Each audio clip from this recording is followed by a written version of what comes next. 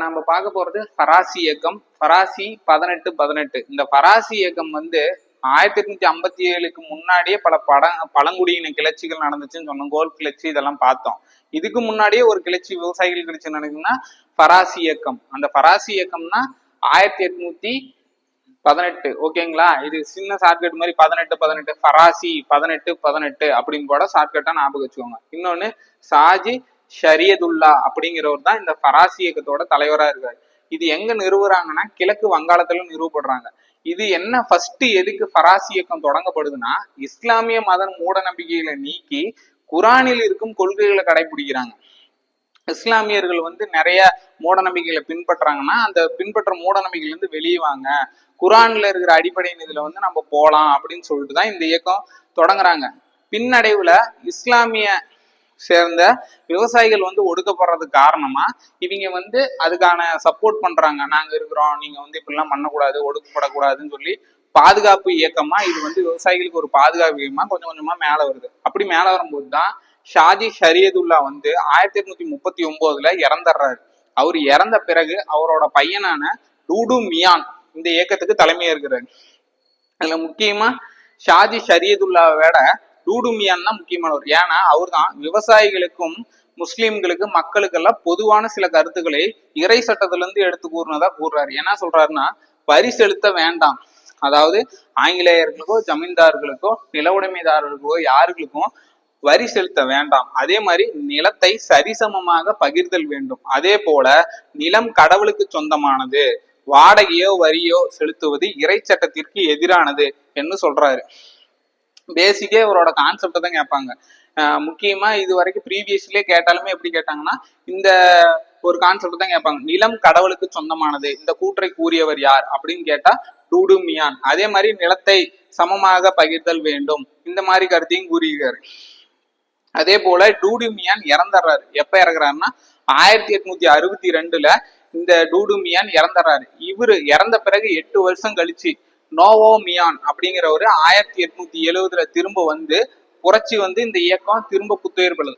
ரெண்டாவது இந்த புரட்சி ஃபராசி இயக்கத்தை பத்தி புத்தகத்துல இவ்வளவுதான் இருக்குது. இவங்க பெரிய அளவுல புரட்சி பண்ணாங்க, கிளர்ச்சி பண்ணி எல்லாத்தையும் கொல்றது, கொள்ளையடித்தல், சூறையாடுதல், இந்த மாதிரி பிரச்சனையெல்லாம் ஈடுபட்டாங்க அப்படிங்கிற மாதிரிலாம் எதுவும் கிடையாது.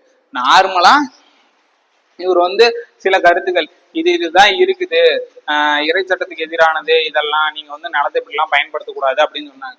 ஃபராசி இயக்கம்னா 3 விஷயம்தான். ஒரு விஷயம், ஃபராசி இயக்கம் 1818 ஷாஜி ஷரியதுல்லா யார் நிறுவனா, எங்க நிறுவனா கிழக்கு வங்காளத்துல. ஓகேங்களா? இவரோட இறப்பு 1839. இவரோட மகன் பேரு டூடு மியான். இவர் என்ன சொல்லிக்கிறாருன்னா, வரி செலுத்த வேண்டாம், வரி செலுத்துறது, வாடகை செலுத்து இறை சட்டத்துக்கு எதிரானது, நிலம் கடவுளுக்கு சொந்தமானது, நிலத்தை சமமாக பயன்படுத்த வேண்டும் போன்ற கூட்டுகள்ல இவர் தான் கூறாரு. இவர் 1862 இறந்த பிறகு 8 வருஷம் கழிச்சு 1870 நோவா மியான் அப்படிங்கிறவர் இதுக்கு தலைமை ஏற்கிறாரு. தலைமை ஏற்று இந்த இயக்கத்தை மீண்டும் புத்துயிர் பெறறதுக்கு கொண்டு போறாரு. ஓகேங்களா?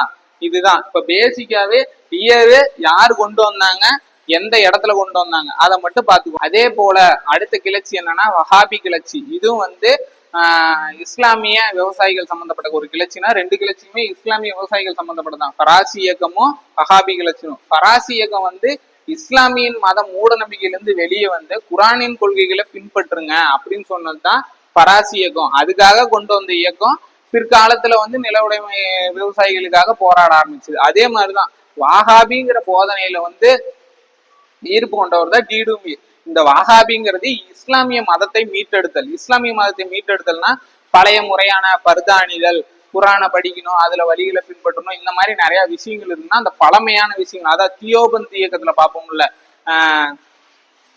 உலோகமாக்கல் முறை, பழைய இதெல்லாம் முறைகள்லாம் கொண்டு வரணும், நீங்க இப்ப இருக்கிற முறையெல்லாம் இருக்கக்கூடாது, பழைய முஸ்லீம்களா மாறி உண்மையான முஸ்லீம்களா இருக்கணுங்கிறது அதோட அதே மாதிரி போதனையை பின்பற்றதான் வாஹாபி போதனை. அதுல இருந்து ஈர்ப்பு பெற்றவர் தான் டீடு மியான். இவர் என்னன்னா வாஹாபி கிளர்ச்சின்னு ஒரு கிளர்ச்சி பண்றாரு.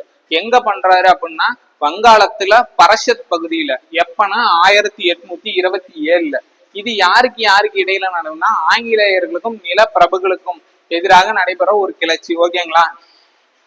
அதே மாதிரி ஜமீன்தாரி முறையால் ஒடுக்கப்பட்ட முஸ்லிம்கள் அதிகம் இருந்தனாலையும், அதே மாதிரி ஜமீன்தார்கள் நிறைய பேர் இந்துக்கள் இருந்தனாலே இதுல வந்து மத சாயம் ஒண்ணு பூசப்பட்டாங்க. மத சாயம் பூசப்பட்ட ஒரு இயக்கமா பாக்குறாங்க. காரணம் என்னன்னா, ஜமீன்தாரா இருந்தவங்க எல்லாருமே இந்துக்கள் இங்க வந்து அதிகம்.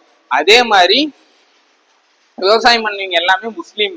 இதனால வந்து ஜாதி வாரியா மத வாரியா நம்மள வந்து அடிமைப்படுத்துறாங்க அப்படிங்கிற மாதிரியே இந்த பிரச்சனைகள் கொண்டு போயிட்டு இருந்தாங்க. அதே மாதிரி இந்த பிரச்சனைக்கு டீடுமீர் ஒரு கிளர்ச்சி நடத்துறாரு. அந்த கிளர்ச்சி எங்க நடத்துறாருன்னா 1831 நவம்பர் 6ஆம் தேதி புர்னியா அப்படிங்கிற இடத்துல தாக்குதல் நடத்துறாரு. இவர் தாக்குதல் நடத்தின உடனே என்ன பண்றாருன்னா, ஆங்கில ஆட்சியிலிருந்து நாங்க விடுதலை அடைந்து விட்டோம் அப்படிங்கிற அறிவிப்பை வெளியிடுறாரு. அதுக்கப்புறம் என்ன பண்றாங்கன்னா, ஆங்கிலேயர்கள் பதிலடி கொடுக்குறாங்க. எங்க கொடுக்குறாங்கன்னா, நக்சல் பேரியா அப்படிங்கிற ஒரு ஏரியாவுல என்ன பண்றாங்கன்னா, ஆங்கிலேய பதிலடி 50 வீரர்களோட இவர் இருக்கிறாரு டீடுமீர். அவங்க எல்லாத்தையும் கொன்னு இந்த கிளர்ச்சி வந்து இதோட ஆங்கிலேயர்கள் முடிக்கிறாங்க. இந்த கிளர்ச்சியின் விளைவா என்ன பண்றாங்கன்னா, அதிக கட்டமைப்பு மற்றும் தெளிவான விழிப்புணர்வு திட்டம் உருவாக்குறாங்க.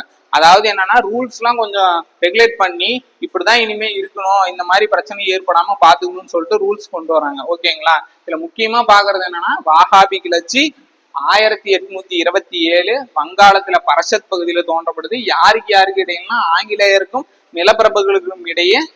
இதோட தலைவர் யாருன்னா டீடுமீர்.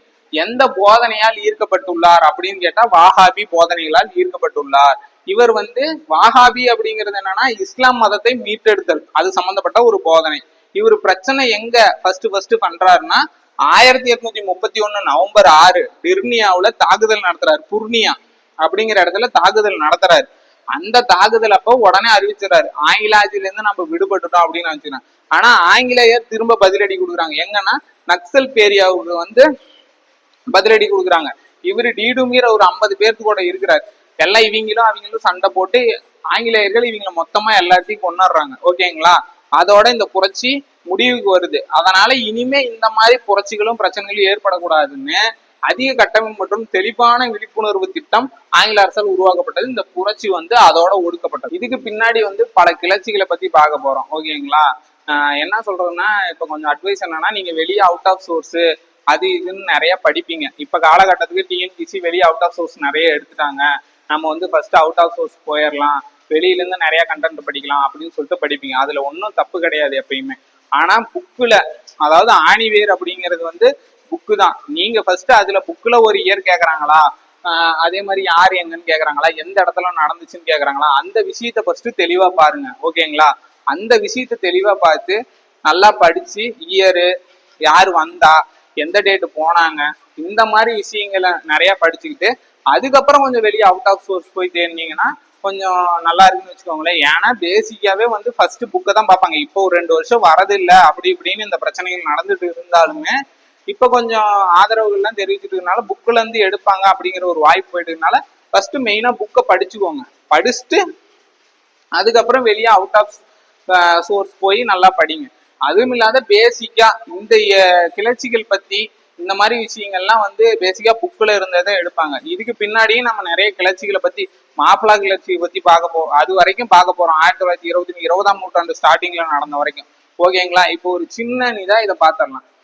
பராசி இயக்கத்துக்கும் இதுக்கும் ஒரு ஒற்றுமை, சும்மா அப்படியே வேற்றுமை மாதிரி. பராசி இயக்கம்னா 1818, வாஹாபி கிளர்ச்சினா 1827. தலைவர் யாரு அப்படின்னு கேட்டா ஷாஜி ஷரியதுல்லா. இதே இந்த பக்கம் தலைவர் வாஹாபி கிளர்ச்சிக்கு தலைவர் யாருன்னா டீடுமீர். ஓகேங்களா? இவர் எப்ப இறந்தாரு ஷரியதுல்லா அப்படின்னா 1839.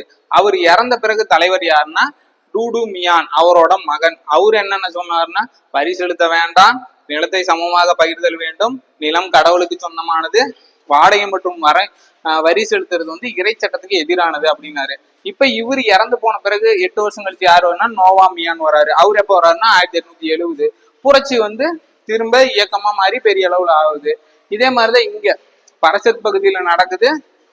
வாஹாபி போதனைகளால் எந்த போதனையில ஈர்க்கப்பட்டார் அப்படின்னா வாஹாபி போதனை. இது யாருக்கு நடைபெறுதுன்னா ஆங்கிலேயர் மற்றும் நிலப்பரப்புகளுக்கு எதிராக. எப்ப நடைபெறுதுன்னா 1831 நவம்பர் 6 புர்னியா. திரும்ப எதிர்த்தாக்குதல் ஆங்கிலேயர் எங்க பண்றாங்கன்னா நக்சல் பேரியாவுல. ஓகேங்களா? இதுதான் மெயினா. அவ்வளவுதான்.